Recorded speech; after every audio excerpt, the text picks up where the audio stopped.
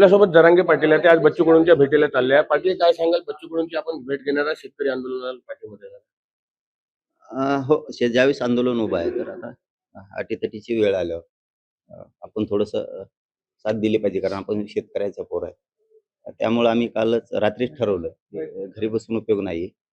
इथं शेतकरी संकटात सरकार जर आणत असेल, तर आपण मात्र ताकदीनं उभं राहायला पाहिजे. त्या दृष्टिकोनातून आम्ही आलो. नागपूरतील महामार्ग बंद केले होते, मात्र 6 वाजताच, पावणे 6 वाजता बच्चू कडूंना आदेश येतो, की न्यायालयाने आदेश दिला 6 वाजता मैदान रिकामं करा. त्यानंतर आक्रमक होतात. मग सरकारचं शिष्टमंडळ भेटायला येते आणि आज बैठक ठरवली जाते. काय वाटतं? बैठक ठरलेलं मला नाही. काल आम्ही जे बघितलं ते कुठंतरी आम्हाला लागलं, की सरकार जाणून बुजून संकट आणायला लागले. आणि मग यावेळेस शेतकऱ्यांचे पोरं आहेत आपण. प्रश्न शेतकऱ्यांचे आहेत. त्यासाठी जर नागपूरला आंदोलन उभं असेल, तर आपण घरी झोपायचं का? म्हणून आम्ही तातडीने ठरवलं, की आपण नागपूरकडे निघालं पाहिजे. आता हीच वेळ असते. शेतकऱ्यांना आंदोलनाला साथ द्यायची हीच वेळ असते, सहकार्य करायची. म्हणून आम्ही तिथूनच ठरवलं, की आता आपण ताकदीने यांच्या पाठीशी उभं राहायचंय. महाराष्ट्रातलाही सगळा शेतकरी ताकदीने उभा आहे. त्याच्यात काही असण्याचं दुमत असण्याचं कारण नाही. मागण्या आणि आंदोलन हे मात्र ठाम असायला पाहिजे. या भूमिकेवर मात्र मी कायम असतो. राज्य सरकारनं जाहीरनाम्यात म्हटलं होतं, की सातबारा कोरा करू. मात्र आता त्याच्यासाठी आंदोलन करावं लागतं. ते तर दुर्दैव आहे ना बाबा, महाराष्ट्रातलं शेतकऱ्यांचं तेच दुर्दैव आहे. ते ना, न्याय मिळू शकतो. आपण ठाम होणं खूप गरजेचं. आपल्यात शेतकऱ्याची वेदना, त्यांच्या दुःखाची वेदना, जाण आपल्याला जर आपण ठेवली आणि आपण जिद्दीनं ठामपणानं जर कुठलंही आंदोलन उभा केलं ना, मी जिवंत उदाहरण आहे. 70 वर्षात मराठ्यांना न मिळालेलं मिळालं, न मिळणारं कधी. काहीही होऊ शकतं. आपल्याला काय वाटतं, आज बच्चू कडू बैठकीला मुंबईला जाणार आहे. त्यांनी जाणं योग्य आहे की नाही आहे? की बैठकीच्या जिथे आंदोलन सुरू होतं तिथे सरकारचे प्रतिनिधी येऊन निर्णय लागायला पाहिजे? मी ठोक बोलत असतो. पोटात ठेवून काही नाही. त्यामुळं मी त्याच्यावरती काहीही सांगणार नाही. त्यांनी जावं की नाही जावं. आंदोलन चालवण्याचा ज्याचा त्याची हातोटी वेगळी असते. ज्याचं त्याचं आंदोलन चालवण्याची पद्धत वेगळी असते. मला त्यातलं काही माहीत नाहीये जास्त. त्यामुळं उगाच बोलायचं, काहीतरी बोलायचं म्हणून अशा भूमिकेत मी नाही.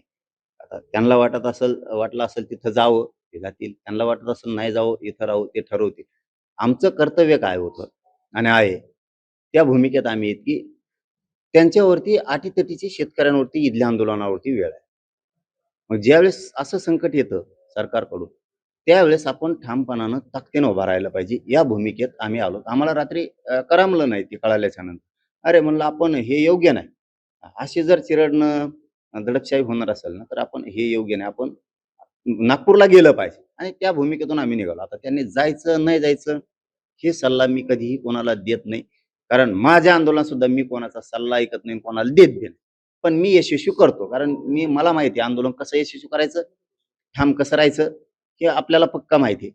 पण दुसऱ्याच्या ह्याच्यात उगाच तोंड मारायचं ते मला नाही आवडत. मला काही कळतच नाही त्यातलं.